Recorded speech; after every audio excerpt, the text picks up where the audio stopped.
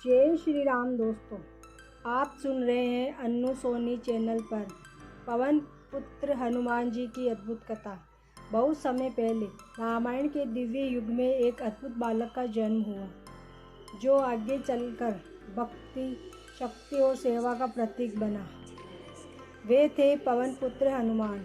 हनुमान जी की माता का नाम अंजनी और पिता का नाम केसरी था। वे वानरराज थे।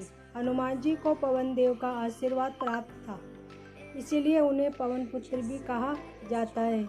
बचपन में हनुमान जी बहुत चंचल और तेजस्वी थे। एक दिन उन्होंने उगती हुई सूर्य को लाल फल समझ लिया और उसे खाने के लिए आकाश में उड़ गए।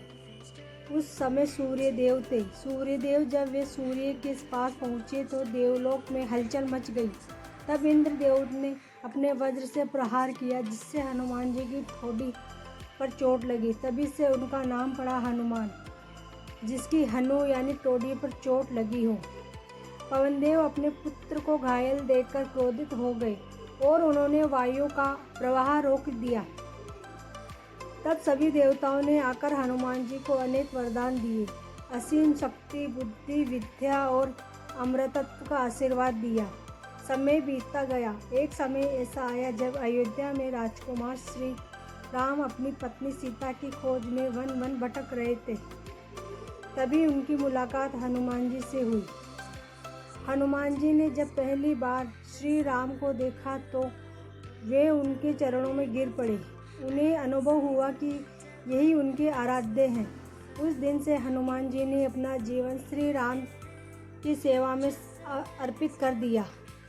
जब सीता माता को राक्षस राज रावण लंका ले गया, तब उनकी खोज के लिए वानर सेना भेजी गई। समुद्र के किनारे पहुंचकर सभी चिंतित थे।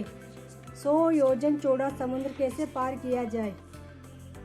तब जामवंत जी ने हनुमान जी को उनकी शक्ति का स्मरण कराया। जैसे ही उन्हें अपनी शक्ति याद आई, वे विशाल रूप धारण कर आकाश में उछले और एक ही छलांग में समुद्र पार कर गए।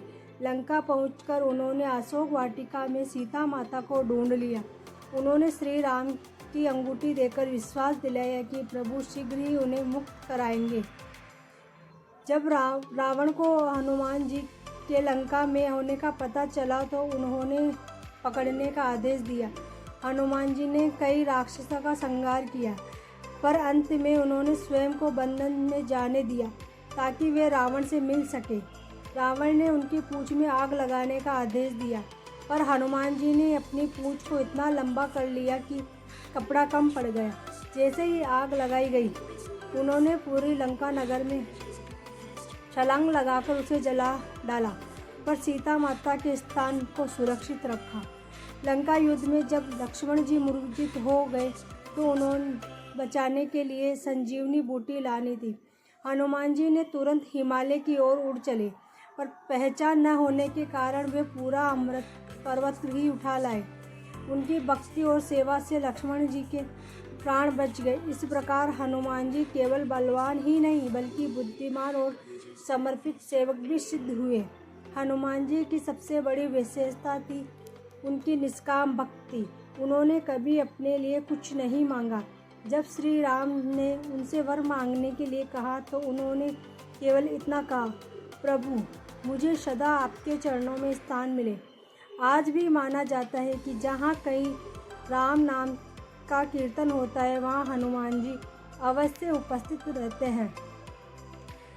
कथा से सीख, भक्ति में अपार शक्ति है। गुरु और भगवान पर विश्वास से असंभव से भी संभव हो जाता है। सेवा और विनम्रता ही सच्चा बल है।